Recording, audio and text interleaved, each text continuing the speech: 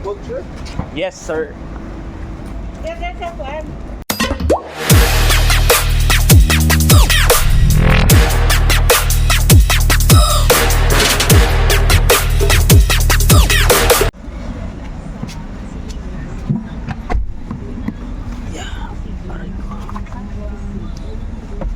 Emerald Resort. So, malapit kayo. Walang walang exact na Yung sa Chapi lang. Oo. Chapi sa Santa Lucia. Walang Maria. Signature Sorry. Hello guys, so for today's video wala muna tayong the usual na tips sa mga dreamers na mag-a-abroad, na butcher or any kind of profession or field overseas. Yung the usual na PSA issues at passport. So in my previous video is yung successful naman yung gift giving project sa Dumagat sa Antipolo and sponsorship by Poor Maria's Foundation. So with a collaboration by Bold Vlogger and his YouTube friends.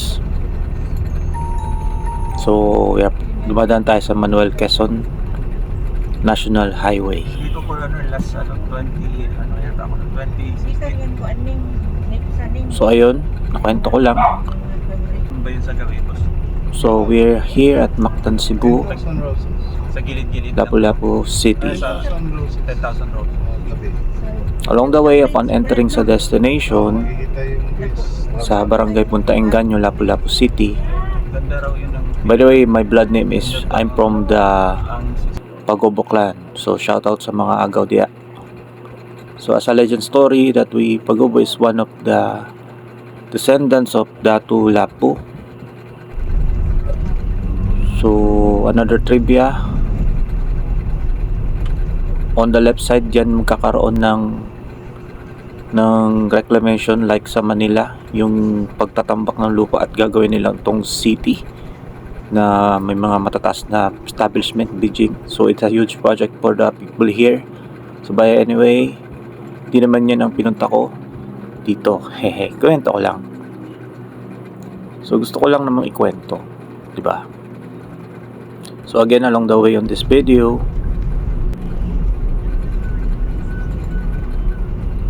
so we're here, nasa dulo ng island.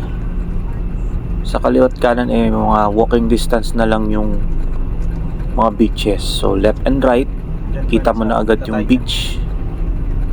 So we're entering Mactan Shrine. lolo nyo. Yan, nandito yung monument.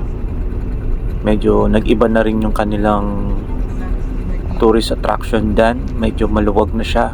Hindi katulad noon, medyo parang maliliit ang space. So parang open space na siya. Perfect na sa mga pictorials or any kind of outdoor activities. So from here, kita nyo yung mga black van na yan. Yan yung mga pang naghahatid yan, mga tourists yan sa mga hotels dito sa paligid ng island. So unang-una natin madadaanan dito na hotel is yung one of the oldest hotel dito sa Mactan. Actually, the first hotel dito na naitirik sa pagkakaalam ko dito sa Mactan Island. Yung Shangri-La Hotel on the right. Kasi dito yung banda yung So ito yung kilalang hotel noon dito. lupa ng boss mo. Sa kaliwa banda yun tinuro sa akin yan ma'am. So ayan, Shangri-La Hotel on the right side. So di ko lang siya nakuna ng video. So nakikita nyo yung arc. Yan na yung arc ng Punta Engaño. Dito tong fence na to. So from here, maliit na yung Benta na pala yan. spice ng land. Kaliwat kanan na yung beaches dito. So Building na to. pwede mong lakarin patungo sa left and right yung mga hotels dito. So may mga under construction pa na mga high-rise hotels para sa mga tourists. So, unang hotel, The Cove. Sa left, hindi ko masyadong na Dami ng katulog. familiar kasi parang under construction pa yata yun. So ayan, no, may mga construction na high-rise pang building. Alin tiya? So the second resort na madadaanan ko is the Pero hindi ko yung ganyan. Move and Peak. Ay, yung Move and dun sa Peak. harap sa bahay mo lang. Paano ba i-pronounce yan? So parang sabay kami nitong black van.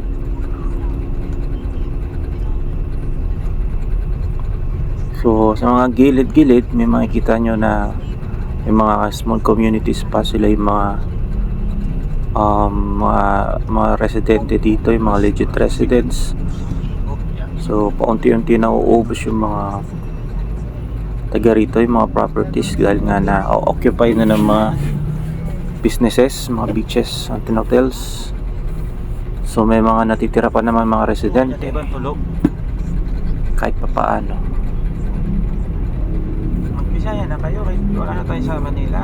So dati naalala ko nung bata pa ako dito, napaka lawak pa nung paligid. Talagang parang talayban, kita mo yung dagat left and right. Ang gandang mag-travel dito noon dahil wala mga bahay. So nung habang dumalaki ako, umuwi ako nung last na uwi ko is 2015. Ayun na, medyo dumami na yung mga buildings, plus lalo na ngayon nadagdagan mga high rises na. Hindi na siya typical na business structure, talagang mga structure talaga niya siya na building talaga, parang pang Manila. So on the right side, ito yung BE Resort. So maganda rin daw dyan, sabi ni Mama. Maganda rin daw ng presyo. So Chatio. So nga pala, I share ko upon the sharing this video is hindi naman ako makakarating sa dulo ng island. Sa dulo kasi na tong road na to is yung parang dead end na property ng Robinsons Corporation. Meron din doon high rise na I don't know if na siya residential o tourist. Basta na doon yung high rise sa dulo. Ang ganda nga ng pagkakatayo eh. Talagang ang ganda, sobra. Hindi ko ma-express. Kala kasi drone eh. Kung may drone lang, may papakita ko sa inyo.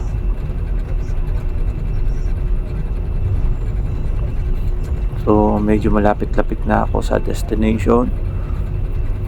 Yung antique farm here, halos lahat dito yung magkakamag-anak na. Mga pagobo. And may mga iba ring apelido na halo na, yung mga Danyo, Talinting, halo-halo na. Mga Dihayko, mga Ponce. So shout out sa mga apelidong nabanggit. And eto, medyo malapit na.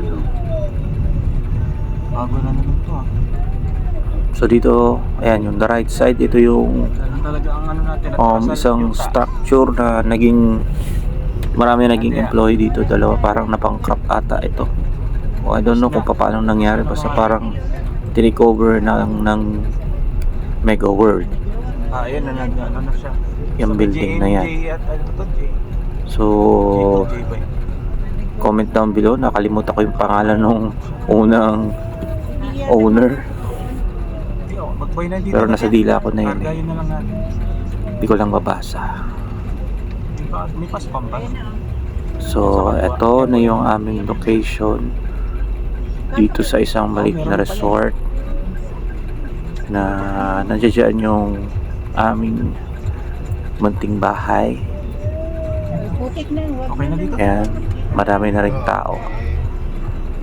439. So Nice to see you. Dito ba unahan gamay?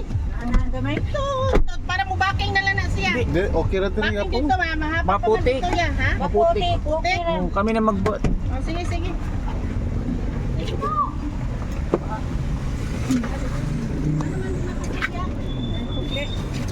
500. Ang gamit. Ay, Gamit natin.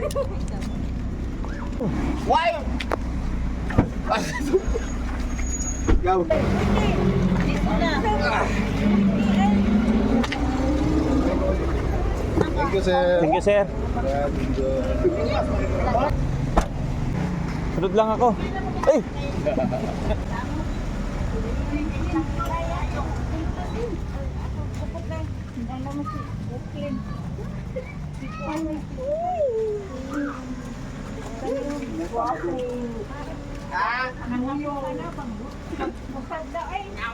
Ato dito Maitim ka na. Ano? Wag ikanhian yung dito. Baka kami dito. Hindi lang ha. Tara, siya pa diri si Kuan. Original.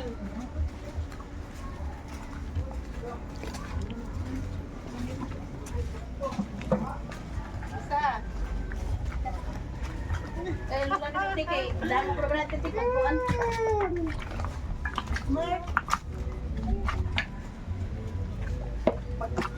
Pag-una. Ato. Ha? Ha? Dagat may Mining dagat pa. Review ano lagay. Sala, mauna mo na pinakasala-sala niya.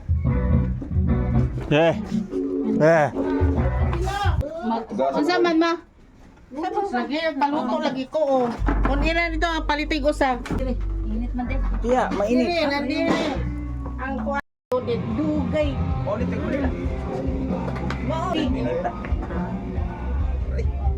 Pa. Muntik. Nasa sulod, gisundan na siya. Gisundan ako dito sa subak. Sabi ko, hindi, ano yan? Hindi yan sore, hindi yan, siguro piskat.